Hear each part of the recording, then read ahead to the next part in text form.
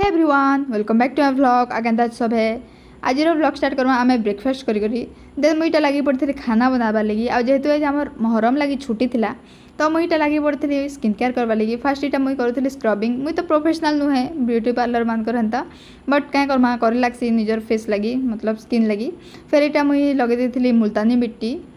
then गधा बुड़ा कर सारापर मुईटा